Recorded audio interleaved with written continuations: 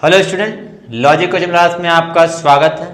आज हम लोग पढ़ने वाले हैं किरचॉफ के नियम के बारे में। ठीक है, ये जो है कक्षा 12वीं फिजिक्स में चैप्टर नंबर 3 धारा विद्युत के अंतर्गत आने वाला एक टॉपिक है।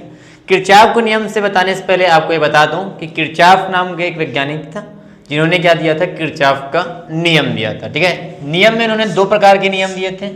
एक नियम को बोलते हैं हम लोग किरचॉफ का प्रथम नियम, किरचॉफ का प्रथम नियम। इस किरचॉफ के प्रथम नियम को हम लोग संधि का नियम भी कहते हैं। संधि क्या होता है सब बताऊंगा मैं आपको। इसको बोलते हैं संधि का नियम। और जो संधि का नियम है इन्होंने धारा के लिए दिया था, विद्युत धारा के लिए, विद्युत धारा। तो विद्युत धारा का नियम भी कहते हैं, विद्युत धारा का नियम। तो इसको अंग्रेजी में हम लोग बोलते हैं KCL, किरचॉफ करेंट लॉ। ठीक है, किरचॉफ करेंट लॉ। ठीक है, ये होता है इसका प्रथम नियम। अब जो दूसरा नियम है उसको बोलते हैं किरचॉफ का द्वितीय नियम, किरचॉफ का द्वितीय नियम या फिर दूसरा नियम। ये जो नियम है इसको कहा जाता है लूप का नियम, लूप या फिर पास का नियम, बंद लूप या फिर बंद पास का नियम। ये क्या होता है सब मैं आपको इसके नियम में बताऊंगा, आपको का नियम। और ये जो नियम है ये वोल्टेज पे आधारित है। तो वोल्टेज का नियम यानी कि विभवांतर का नियम भी कहते हैं, वोल्टेज का नियम, जिसको अंग्रेजी में बोलेंगे हम लोग शॉर्ट में KVL। तो ये हो जाएगा आपका किरचॉफ वोल्टेज लॉ। ठीक है, किरचॉफ वोल्टेज लॉ। ठीक है, तो इसको हम लोग KCL बोलेंगे शॉर्ट में, इसको बोलेंगे KVL, Kirchhoff current law, Kirchhoff voltage law. आज के वीडियो में हम लोग किरचॉफ के प्रथम नियम को डिस्कस करने वाले हैं। इसके अगले वीडियो में हम लोग किरचॉफ के द्वितीय नियम, जिसको हम लोग बंद पास या बंद लूप के नियम को हम लोग समझेंगे। तो हम लोग सबसे पहले स्टार्ट करते हैं किरचॉफ का जो प्रथम नियम था ये आया क्यों। ये जो था कि इसमें किरचॉफ का जो नाम का वैज्ञानिक था, इन्होंने ये बताया कि आपके पास जैसे बहुत सारे सर्किट होते हैं, इस प्रकार से बहुत सारे सर्किट में विद्युत धारा इस प्रकार से किसी भी दिशा में आपके प्रवाहित होती रहती है। इस प्रकार से परिपथ मान लेता हूँ जैसा भी है। ये यहाँ पे जो परिपथ बताने का मतलब ये है, ये जो परिपथ है इसको हम लोग जटिल परिपथ कहते हैं। जटिल परिपथ का मतलब होता है कि ऐसे परिपथ जिसमें बहुत प्रकार की तार धाराएं इधर उधर से क्या हो रही है, किसी एक संधि पर, इसको बोलते हैं हम लोग संधि, किसी एक संधि पर क्या हो रही हो, प्रवाहित हो रही हो, बह रही हो। तो इसको सॉल्व करने के लिए ये जो बाधा है, ये जो दिक्कत है, इस परेशानी को दूर करने के लिए कि इसमें हम लोग कैसे समझेंगे कितने कितनी धारा बह रही है, ये सबको निकालने के लिए किरचॉफ ने प्रथम नियम दिया, जिसे हम लोग किरचॉफ का प्रथम नियम कहते हैं। इसे संधि का नियम इसलिए कहते हैं, संधि आती है इसमें, संधि पर ही इस पर बात करेंगे, तो इसको संधि का नियम कहते हैं। और ये जो यहाँ पे हम लोग यहाँ पे जो तीर की दिशा में मैं बता रहा हूँ, यहाँ पे ये धारा है I। ठीक है, ये बहुत सारी धारा है, इसको मैं अलग अलग नामों से दूंगा, अलग अलग प्रकार के धारा इसमें बह रहे हैं। ठीक है, जैसे एक धारा को मैं बता दिया, तो ये धारा पे ऊपर निर्भर करता है, यानी धारा पे बात करता है, इसलिए इसको हम लोग विद्युत धारा का नियम भी कहते हैं। ठीक है, इसको अंग्रेजी में हम लोग KCL यानी कि किरचॉफ करंट लॉ कहते हैं, जैसे कि मैंने आपको स्टार्टिंग में ही बता दिया था। ठीक है, तो मैं एक एग्जाम्पल लेके आपको समझाता हूँ कि वाकई में ये जो जटिल परिपथ पर किरचॉफ का जो प्रथम नियम है वो किस प्रकार से अप्लाई होता है। ठीक है, तो जैसे कि मैं एक परिपथ ले लेता हूँ, मेरे पास एक संधि है, जैसे यहाँ पे इस पे एक धारा बाहर की ओर जा रही है, एक अंदर की ओर जा रही है। एक और मैं ले लेता हूँ, यहाँ पे बाहर की जा रही है, एक अंदर की ओर जा रही है संधि पर। ये भी एक धारा ले लेता हूँ, ये बाहर की ओर जा रही है, एक अंदर की ओर जा रही है। इस प्रकार से कुछ एक सर्किट है, एक परिपथ है मेरे पास। ठीक है, अब यहाँ पे इस वाली चीज़ को हम लोग जानते हैं, क्या बोलते हैं इसको, संधि बोलते हैं। ठीक है, संधि बिंदु भी कहा जाता है इसको। ठीक है, तो इस संधि बिंदु पर जिसको मैं ले लेता हूँ, ये ले लेता हूँ। ठीक है, इस पर विभिन्न प्रकार की धारा, कुछ धारा अंदर जा रही है, कुछ धारा बाहर निकल रही है, देख पा रहे हो आप। इस धारा को मैं मान लेता हूँ I1, इस धारा को I2, इस धारा को I3, इस वाली धारा को मैं I4 मान लेता हूँ, इसको I5 मान लेता हूँ, इसको I6 मान लेता हूँ। ये अलग अलग प्रकार की धारा एक संधि से होते हुए गुजर रही है। ठीक है, कोई अंदर जा रही है, कोई बाहर निकल रही है। ठीक है, तो यहाँ पर इन्होंने इस पर एक सॉल्यूशन किया, इस पर एक नियम बताया। उस नियम में ये था कि संधि के अंदर जाने वाली धारा, संधि के अंदर जाने वाली कुल धारा बराबर होती है संधि से बाहर निकलने वाली कुल धारा, संधि के बाहर निकलने वाली कुल धारा की। ठीक है, यानी इसको देख के आप बोल सकते हैं कि जितने संधि के अंदर जाती है धारा उतनी संधि के बाहर निकलती है। जैसे कि अपने पास समझ लो कि सभी धारा को जब जोड़ा गया अंदर जाने वाली धारा को, तो ये 8 एम्पियर का जैसे निकल पाया होगा, तो जितना 8 एम्पियर का इसके अंदर जा रहा है उतने 8 एम्पियर का इसके बाहर निकल जाएगा। ठीक है, इस प्रकार से ये अंदर जाएगी 8 एम्पियर की, तो 8 एम्पियर की धारा को बाहर ही निकलना पड़ेगा। यानी कि यही इसके प्रथम नियम है, जिसमें हम लोग कह सकते हैं कि किरचॉफ के प्रथम नियमानुसार किसी संधि के अंदर जाने वाली कुल धारा उसी संधि के बाहर निकलने वाली कुल धारा के बराबर होता है। तो ये संधि का नियम कहलाता है। ठीक है, इसे हम लोग केसीएल भी कहते हैं। इसको एक और तरीके से मैं अगर गणितीय रूप में अगर लिखूं तो गणितीय रूप में आपको समझाता हूं। जैसे कि आपने संधि के अंदर जाने वाली धारा को आपने I1 I2 I3 लिया है, जो कि आप देख पा रहे होंगे। तो ये धारा है I1 प्लस I2, कुल धारा निकालनी है I3, इस प्रकार से 3 धारा है, और I4 I5 I6 जो है संधि से बाहर निकल रहे हैं।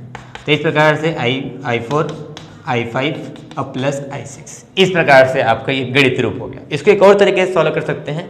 अगर मैं इसको इधर ला दूं, लेफ्ट साइड में इसको पक्षांतर कर दूं, तो क्या हो जाएगा I1 plus I2 plus I3 है मेरे पास। इधर जाके क्या हो जाएगा 4 वाला आपका माइनस I4, ये हो जाएगा माइनस I5, ये माइनस I6 बराबर 0। ठीक है, इसको मैं एक और तरीके से लिख के आपको समझाता हूँ। हो जाएगा, इसको I1 लिख सकते हैं, I2 है आपके पास, I3 है आपके पास। इस माइनस I4 को मैं प्लस माइनस I4 लिख सकता हूँ, क्योंकि ये प्लस माइनस माइनस ही हो जाता है। फिर यहाँ पे प्लस करके फिर इसको माइनस I5 लिख देता हूँ। ठीक है, फिर इसको प्लस करके मैं आपके पास माइनस I6 लिख सकता हूँ, और बराबर आपका 0 चल रहा है। ठीक है, तो यहाँ पे एक चीज़ और निकल के आती है कि आप देख पा रहे होंगे कि आपके संधि के अंदर जाने वाली धारा जो है वो पॉजिटिव है, पॉजिटिव पॉजिटिव पॉजिटिव, और ये जो संधि से बाहर निकल रही है वो धारा को निगेटिव निगेटिव मिल रहा है। यानी इस प्रकार से भी उन्होंने परिभाषित किया किरचॉफ ने कि संधि के अंदर जाने वाली धारा को उन्होंने धनात्मक लिया और संधि के बाहर जाने वाली धारा को उन्होंने ऋणात्मक लिया, और इन सब का योग किया। आप देख पा रहे होंगे सभी क्या हो रहा है, यहाँ पे योग हो रहा है, यानी कि जुड़ रहा है। तो संधि के अंदर जाने वाली कुल धारा और संधि के बाहर जाने वाली कुल धारा का जो बीजगणितीय योग है, इसको हम लोग बीजगणितीय योग कहते हैं, वो 0 होता है। यानी कि उन्होंने एक तरीके से और बताया किरचॉफ ने कि किरचॉफ के प्रथम नियमानुसार संधि के अंदर जाने वाली कुल धारा और संधि के बाहर जाने वाली कुल धारा का बीजगणितीय योग 0 होता है। तो इस प्रकार से उन्होंने किरचॉफ के द्वितीय नियम को, मतलब किरचॉफ ने इस प्रकार से एक तरीके से और परिभाषित किया था। इसको अगर मैं एक बार में लिखूं तो इसको मैं सिग्मा के रूप में बता सकता हूं। सिग्मा मतलब समीकरण होता है जिसमें बहुत सारी चीज़ों को एक साथ जोड़ा जाता है। जिसमें मैं धाराओं को जोड़ रहा हूं, तो मैं यहाँ पे धारा लिख लेता हूँ I, मान लेता हूँ सभी धारा क्या है I है, यानी सभी धाराओं का योग है बराबर 0। इसको शॉर्ट में ऐसा लिख सकते हैं हम लोग, यानी कि संधि में से गुजरने वाली या फिर निकलने वाली कुल धारा का बीजगणितीय योग 0 होता है। यही किरचॉफ का प्रथम नियम है, जो कि धारा पे बात करती है, जैसे कि आपको समझ में आ रहा है। अगर धारा का योग आपका 0 आ जाता है, इसका मतलब होता है, इसको हम लोग धारा संरक्षण का नियम कहते हैं। यानी यहाँ पे धारा जो है संरक्षित हो रही है, यानी जितनी धारा पहले 8 एम्पियर की थी उतनी ही धारा आपके 8 एम्पियर की बाहर निकल रही है, कोई भी बीच में वेस्ट नहीं हो रहा है। तो इसको कहते हैं संरक्षित हो जाना, यानी कि धारा संरक्षण का नियम। अब चूंकि धारा जो है वो आवेशों से मिलकर बना होता है, जैसे इलेक्ट्रॉन हो गया और धन आवेश चीज़ों से मिलकर बनता है। ठीक है, इसलिए इसको हम लोग इसको आवेश संरक्षण का नियम भी कहते हैं, क्योंकि धारा जब सुरक्षित रहेगी तो धारा बना होता है आवेश से, तो आवेश से आपका धारा बना है, तो इसको आवेश संरक्षण का नियम भी हम लोग कह सकते हैं। यानी कि कहा जाता है कि किरचॉफ का जो प्रथम नियम है वो आवेश संरक्षण या फिर धारा संरक्षण पे आधारित है। ठीक है, तो इस प्रकार मैंने आपको 2 तरीके से आपको किरचॉफ के नियम को समझा दिया है। ठीक है, इसके लिए मैं क्वेश्चन भी आपको समझा देता हूँ कि इसमें किस प्रकार से क्वेश्चन पूछे जाते हैं।